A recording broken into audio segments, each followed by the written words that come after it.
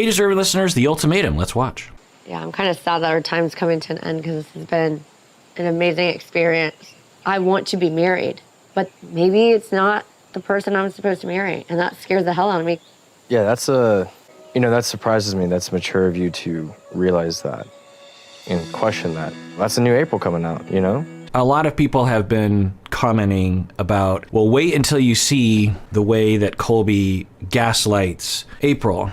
Gaslighting is a clinical word that we've been using for decades that is long-term. I've never seen it used outside of a long-term abusive relationship. We're talking years of someone breaking someone down in a very systematic way. There is something happening right here. I just wouldn't call it gaslighting. What it looks like is that it's hard to know what's really happening with people, but the way that it looks like is he's coming across as very confident. He's painting a reality that might serve him somehow and is charismatic or convincing or influential with her. A simple way of saying this is he's trying to trick her. I don't know why people get away from words like that, like lying or deception or manipulative or, actually me and my wife were talking about this whole gaslighting topic. I said, back in the day, what word would people use? Because certainly this phenomenon that people are calling gaslighting has always been around. What word did we use in the past? And she was like, manipulative. And I was like, yes, that's the word. I don't know why people don't say manipulative anymore. My hypothesis is that certain words, when we use them so frequently in situations where they don't seem to apply, they lose their meaning. And so we have to use a stronger word. It's similar to how narcissist is now a widely used word, because back in the day, we would just call someone an a-hole or something, or self-centered. And over time, when people just dilute that word by throwing it all around, they have to turn to a stronger word, and often a stronger word they will find within the clinical world, and they will bastardize a word because it feels strong to them because it's a clinical label. Potentially what he's doing right here is manipulative. It's hard to know. He says, well, this is surprising. You're being mature right now. So that's an interesting phrase, right? It's not just that you're mature. It's, this is surprising to me. So it's kind of a dig. I don't know if he meant it that way or if it came across that way, but wow, I'm really surprised by how smart you are right now. It's a compliment, but it's also an insult. Some people have personalities such that even if they don't even want to be with someone, they just don't want them to be with anyone else because of their own relational traumas that they've been through and desperation for that reassurance that they're good enough. And so they're always reaching for that. And question that. That's a new April coming out, You brought him into this for a reason. I think now you figured it out. And this next 3 weeks is going to be this time period that you now get to put that in front of him and say, look, Jake, I'm not this April, I'm now this April. Let me show you what I can now give you. Oh, I didn't know it was going. The end of his sort of paragraph there was actually seemingly encouraging her to be with Jake. So it's more potentially altruistic in that, like a supportive person. The beginning of it was a little questionable, but the latter part, he's like, look, you're new April and you're going to bring this new person to Jake. And you get to, essentially what he's saying is you get to assert yourself as kind of a transformed person by this whole reality TV show process. And you deserve to have Jake see you for who you are, and maybe your relationship will be better because of that. I think that's what he's saying. Let me rewind that. In front of him and say, look, Jake, I'm not this April, I'm now this April. Let me show you what I can now give you. And I think you're going to see a new Jake out of this. Yeah. It's going to be a whole new Jake. It's interesting. I mean, it's supportive. All the people warning me, like, well, you got to wait until, now maybe Colby will do stuff later. But I think what triggers people to interpret it as manipulative, AKA what the internet will call gaslighting, is he comes across so confident. There's a, like if I were in Colby's shoes, I wouldn't have that vibe at all. I would just be asking, what's going on with her. I wouldn't be so sure of the perspective. Now, maybe he has reasons for being that sure. They've had other conversations, but the way she was coming across, she was just like, yeah, I don't know what I want to do here. I don't know if I did want to get married, but now I'm not quite sure. I would just been like asking questions like, really, what are your feelings about that? what do you want to do? Do you still love Jake? You know, what's changed? And just more open-ended questions. So I think given his demeanor, how he comes across extremely sure of himself, which I think is a surefire way to get people to call you a gaslighter on the internet. You're right now going into this next 3 weeks. Yeah. As you are, I promise you. I gave the ultimatum too. I'm trying to figure out if this person I'm about to get reconnected with, did she mature from it? Did she learn from it? Does she understand that I am who she really wants?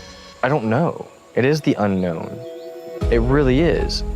Yeah, I'm curious. I mean, we're on episode 5, and I believe there's 3 more episodes before the reunion episodes.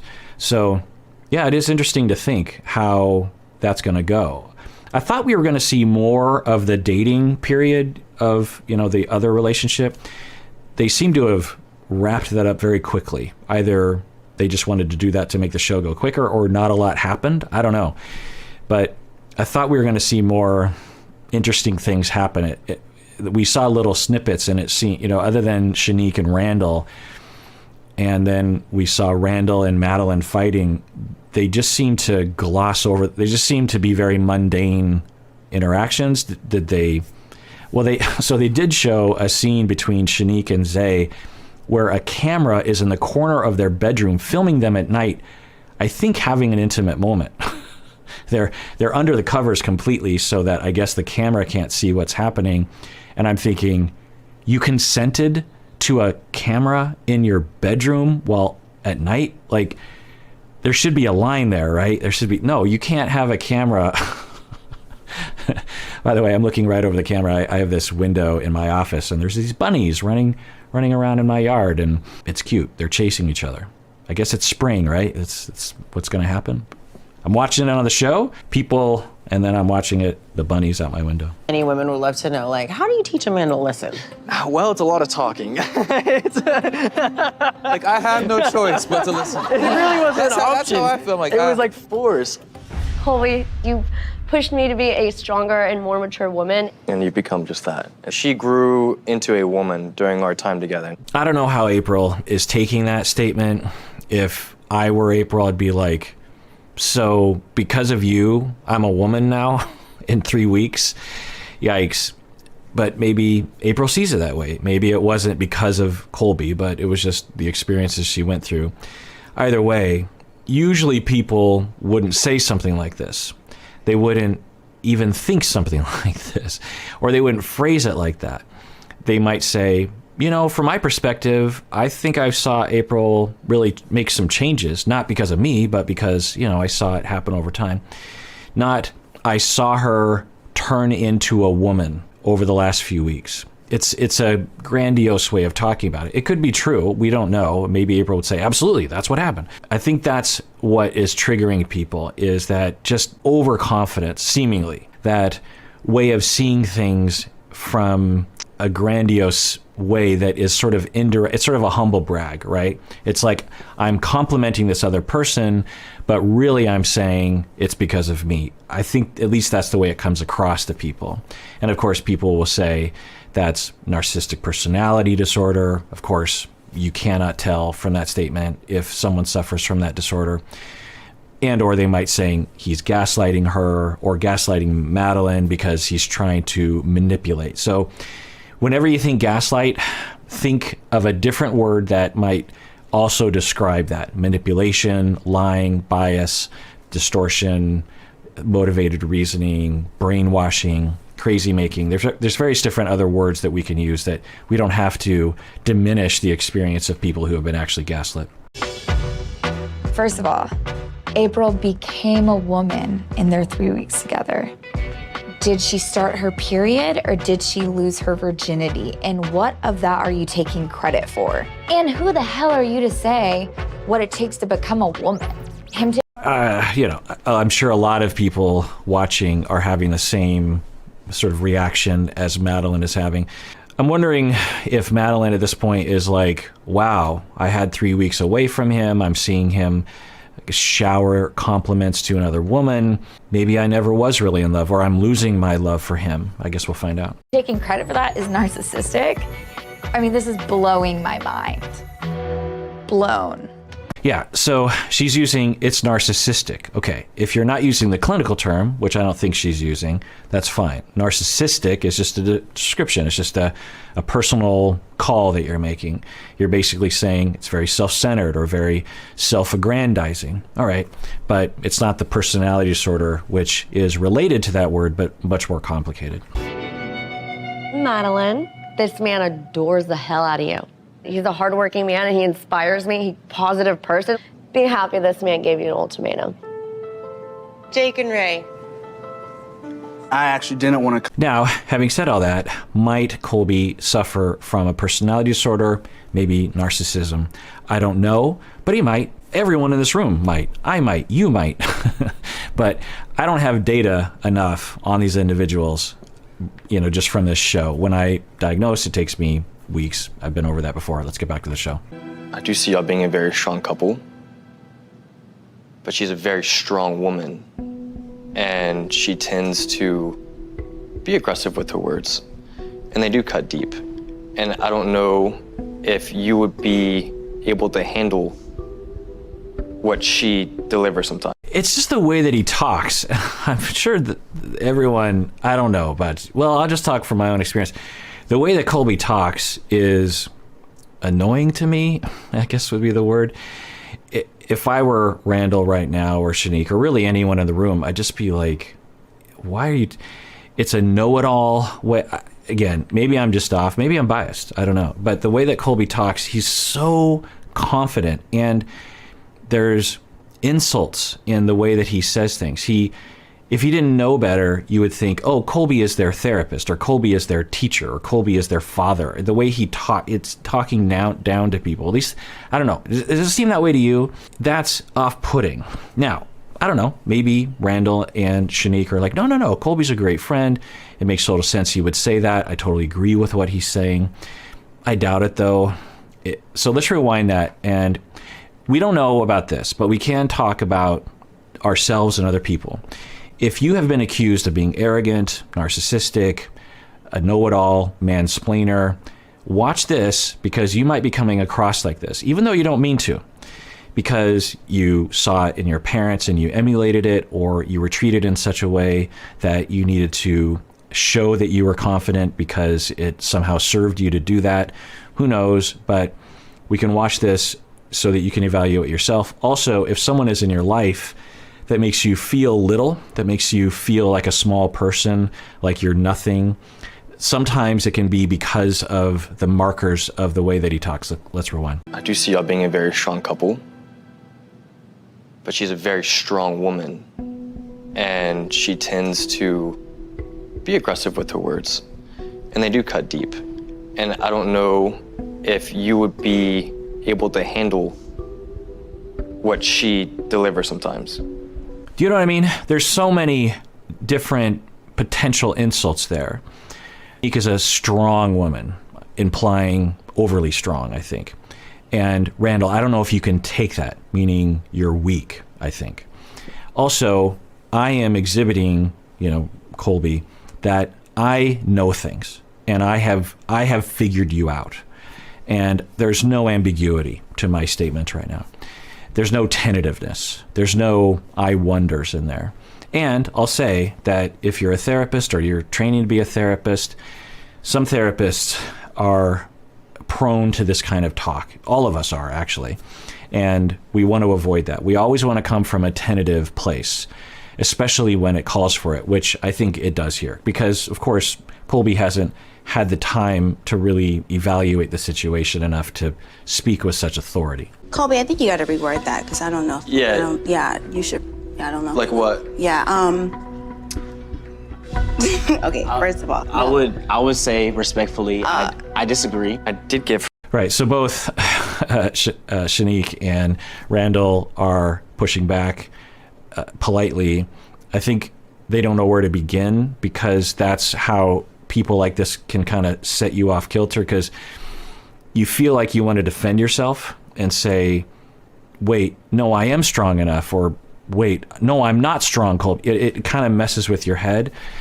Whereas if you are able to identify it for what it is, you don't debate the details, because he could very well it could very well be an accurate conceptualization. It's just the way that he's delivering it. It's the between the lines communication that he's giving, which is that he knows and he's figured you out, and there's a problem with you, and he's all high and mighty, and there's nothing wrong with him. And I'm guessing that he doesn't intend on that coming across that way. I don't know. So if you can identify that, then you can address that instead of trying to defend yourself and say, no, I'm not strong, or no, I can handle it. And there's the debatability there. You can say, well, respectfully, Colby, although you might have some accuracy to what you're saying, the way you're coming across is insulting. It comes across like you know everything, like you figured me out, and I don't think that's true. So, you're free to have your opinion, but I'll just say I'm going to take what you're saying right now with a grain of salt, because I don't think you know me and you're not my therapist. For the ultimatum, you saying that you can see a future with her, what scares me about that is that you actually said that. That's something that we now need to sit down and have a talk about and discuss. Does she see a future with Randall? Yeah, I mean, if you saw this, you would think, oh, he's the therapist. Okay, obviously Colby is their therapist. We have to sit down and talk about it. What? If I were Randall, I'm like, I'm not sitting down talking anything with you, and you're not my therapist. So if you want to say something, fine, but stop acting like you're an authority. Let's rewind that. Okay, first of all, I would say respectfully, I disagree. I did give her the ultimatum. You saying that you can see a future with her, what scares me about that is that you actually said that. That's something that we now need to sit down and have a talk about and discuss. Does she see a future with Randall? Oh, maybe I had that wrong. I think he might be talking with Madlyn, that we have, because, he's with Madlyn. So he's like, maybe we have to sit down and talk about that. Again, the tone, though, I would say. So I think I understand.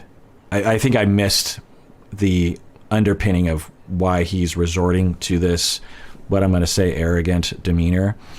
It's, I think, because I didn't show the clip, but Randall and Madlyn, who dated, for a few weeks, shared that they had a good time together and that they connected in a certain way. And for Colby, he's threatened by that naturally. Colby gave the ultimatum to Madlyn. He loves her. He wants to be with her. So it's a threat. And anyone in his position would be scared and hurt, would be hurt that Madlyn could bond with someone else instead of him, and would be scared of losing Madlyn. That all would be normal. But it's the coping mechanism to those feelings that can bite us in the butt and shoot us in the foot. So I think what's happening is he is feeling that pain, he's feeling that anxiety, and his typical way of coping with that is so for some people, they're shamed because of their vulnerability growing up, or they're neglected when they are vulnerable when they're children. One of the ways of coping with that is to always try to come across like you're never vulnerable, because you never get attuned to, no one ever seems to care. You might even convince yourself that you aren't vulnerable, because it's easier not to believe you're vulnerable, because then you won't even exhibit vulnerability. You won't even know you're being rejected consciously, because you're just not even acknowledging that you have vulnerability. But you still have feelings like pain and fear that are quote unquote vulnerable feelings. And so how do you deal with it? Well, you have to have some way of dealing with it, some way of expressing it. Well, subconsciously, your feeling is feelings, but consciously you have this thought of, well, I need to somehow criticize them or gain power over them because I feel powerless right now. And so I'm going to calmly, arrogantly mansplain to these people. And I'm very good at that because I've been doing it for 20 years. And they'll get off kilter, and I'll be able to have some satisfaction in the moment that I'm not vulnerable, that I'm not powerless. I can now exert power through a verbal conversation by essentially putting other people down in a very hidden manner, and then I get some very temporary satisfaction around that, and then quickly return to vulnerability. But so I don't know if that's what's happening, but it could be. All right, well, that does it for that episode. Everyone out there, please take care of yourself because you deserve it. You really, really do.